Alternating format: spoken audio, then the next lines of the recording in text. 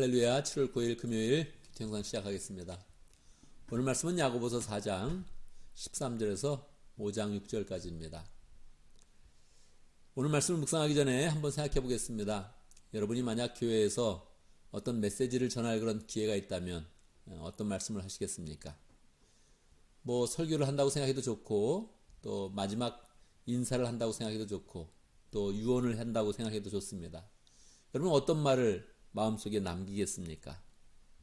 사실 이야기를 할 때는 이제 청중을 항상 고려하는 거죠. 그래서 교회를 생각할 때 두 종류의 그런 사람들을 생각할 수 있을 것입니다. 첫 번째 사람들은 헌신하고 또 열심히 봉사하는 그런 사람들을 존경하는 그런 그 마음으로, 여러분들이 이렇게 헌신하고 또 주님 앞에 믿음으로 열심히 사는데 내가 어떤 할 말이 있습니다 하면서 이야기할 수 있겠죠.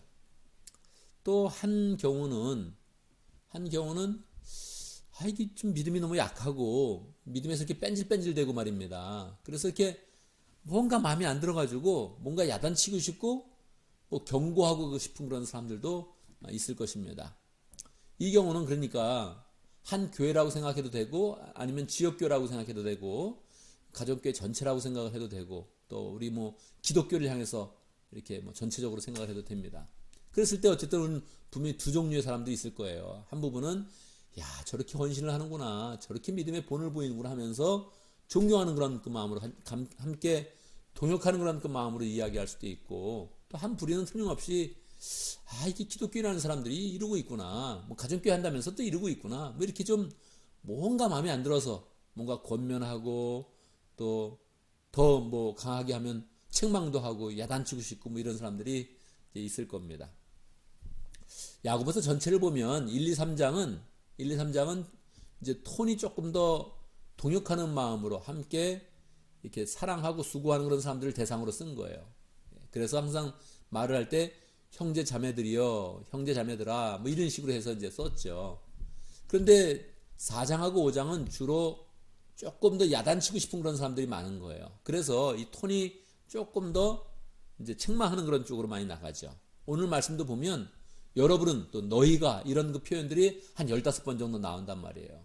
이 길지 않은 본문인데 여러분은 뭐 사람들이요, 뭐 부자들이요, 이렇게 하면서 이야기할 때 완전히 좀 거의 적대적이네 이런 느낌을 가질 정도로 조금 책망하면서 지금 이야기를 하고 있단 말이에요. 이 야고보의 그런 그 마음 가운데 흩어진 12지파니까 세계로 퍼져나간 그런 유대인 중심의 교회들을 생각을 하면서 어떤 사람들은 막 그냥 이렇게 격려하고 싶은데 어떤 사람들은 책망하고 싶은 사람이 있단 말이에요. 그래서 지금 4장과 5장은 조금 이제 책망 쪽의 그런 논조가 굉장히 깊게 나타나죠.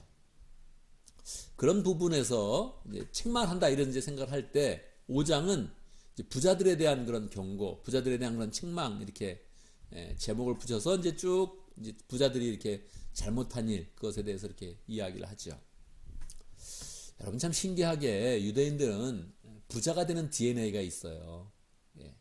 그래서 어디 가도 돈을 잘 벌어요. 신기하죠? 굉장히 신기한 일입니다. 이 유대인들은 독특한 그런 심정이 있어요. 지독하고, 이 DNA가 그래요. DNA가 그냥 뭐 전략도 아주 그냥 굉장히 많이 하고 막 구두쇠처럼 하는 그런 어떤 DNA가 있고, 돈을 모으는 그런 비법을 참 잘 알아요. 그래가지고 부자가 많아요. 근데 이 사람들은 부자가 될 때 이제 불법도 이렇게 막 뭐 쉽게 막 한단 말이에요. 그래가지고 이 책망을 할 때 이제 이 5장 전체 내용에 보면 이 부자들아 너희들 막 나쁜 일 했다 그러면서 돈을 모았다 이제 이러면서 막 책망을 이제 하는 거란 말이에요.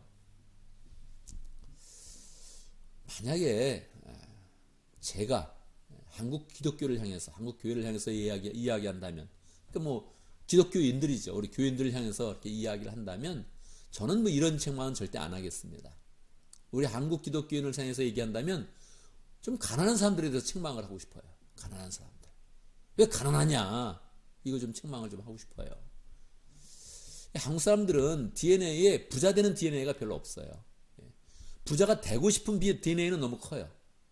부자처럼 보이고 싶어하는 DNA는 너무 커요.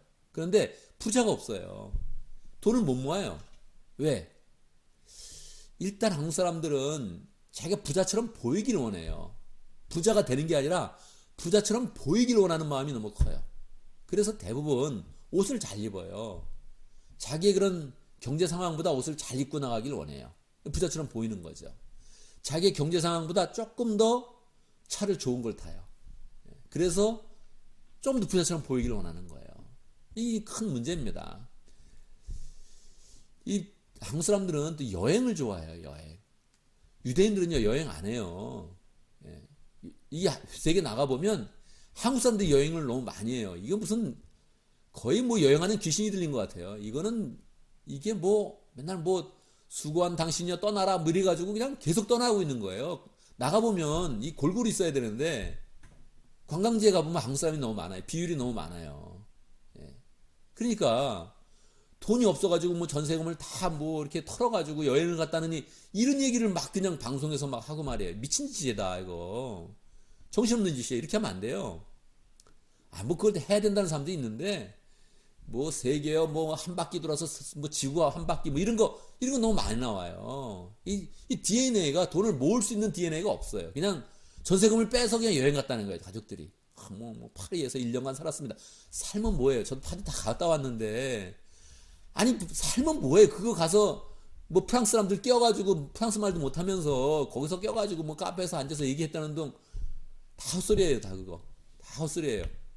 그렇게 해가지고는 이 말이 안 맞아요. 이 부자들에 대한 경고가 안 맞아요. 이거 우리는 왜 가난하냐 도대체. 펀드는 있어야 되지 않냐? 비상 펀드는 있어야 되지 않냐? 3개월 살 비상 펀드는 있어야 되지 않냐? 이거 신문에서 제가 몇십 년부터 봤던 그런 기사예요. 생활비에 3개월치는 꼭 갖고 있어야 된다. 이건 정말 기본이다. 그리고 6개월치는 조금 더 이렇게 여유 있게 하려면 6개월치는 있어야 된다. 아니 살면서 무슨 일이 있을지 모르지 않냐. 우리 교회 너무 많은 퍼센트가 한 달 벌어 한 달 살아요. 이거 안 됩니다. 이렇게 살면. 이렇게 하면 하나님이 할 수 있는 그 역량도 너무 부족해지는 거예요.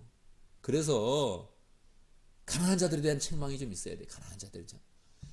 그러니까 적당히 살라는 거예요. 옷도 적당히 입어라. 그냥 입던 거 입어라.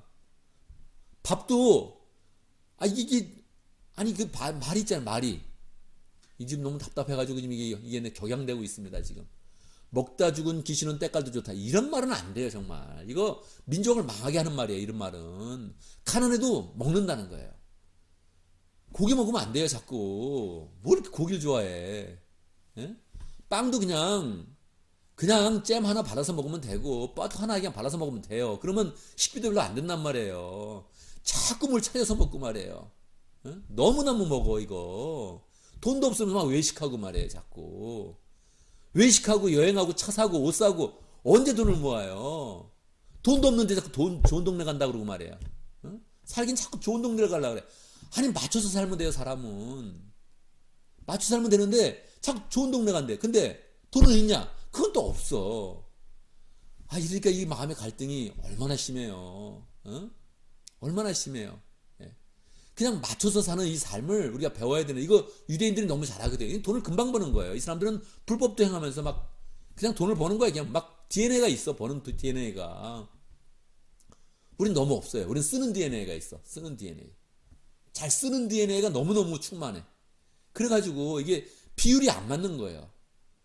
나는 돈이 있는 사람들이 여행하는 거 좋게 생각합니다. 그리고 뭐 돈이 있으면 좋은 동네 가도 좋게 생각해요. 돈이 있으면 차 사는 거 좋게 생각합니다. 저도 살 거예요. 차 사면 꼭 테슬라 살 거예요, 그냥. 그러니까 그게 괜찮은데 이 DNA가 지금 완전히 망하는 DNA를 우리 너무 강하게 가지고 있단 말이에요, 지금. 그래서 이 교회들 이게 모아 보면 이게 뭘 하려 그러면 능력이 없어, 능력이. 응? 뭐 한다고 맨날 돈이 부족하다 그러고 우리 공동체도 맨날 모여보면 맨날 재정 결산하면 그냥 부족한 것만 얘기하지 남는 거 우리 10,000불이 남는데 100,000불 남는데 이거 어떻게 할까 이런 게 없어요. 우리가 이런 적이 없어. 맨날 이번에도 10,000불 부족합니다. 저번에도 뭐 30,000불 부족했는데 지금 누적돼 있습니다. 맨날 이러고 있지. 막 이게 미치는 거예요. 미쳐 이게. 미쳐요. 이게 말씀을 한마디 묵상해도 해줄 말이 없어. 부자들에 대한 경고인데 부자들이 없으니 무슨 경고를 해요. 가난한 자들에 대한 그런 경고 이거를 해야 된다 이거예요. 그래서 정말 이렇게 생각을 해야 돼요. 이 경영, 이 재정에 대한 그런 경영 너무너무 중요합니다. 목사님들 맨날 모여봐도 목사님들도 다 가난해. 교회도 가난하고 거기에 또 인색하고 이게 뭐 한심합니다. 모여봐서 얘기해보면 너무너무 한심한 거예요.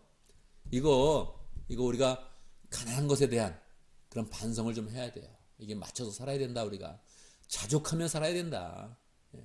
상황이 안 될 때도 있죠. 근데 안 돼도 우리 미국은 어디 가서 뭐 얘기도 못 해요. 그러니까 우리가 뭐 힘들다고 얘기도 못 하는 그런 나라에 살고 있단 말이에요. 우리는 이미 이 시스템 자체를 사차는 나라에서 살고 있단 말이에요. 그래서 정말 이 경영을 잘하면서 그 상황 가운데 어떻게 주의를 잘 감당할까? 이거를 기본적으로 생각을 해야 됩니다.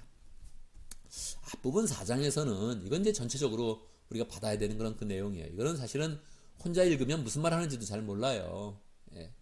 이게 사실은 이 마지막 부분에 죄에 대한 그런 정의를 주는 겁니다. 성경에는 죄에 대한 정의가 3번 나와 있어요. 이게 두 번째 정의예요.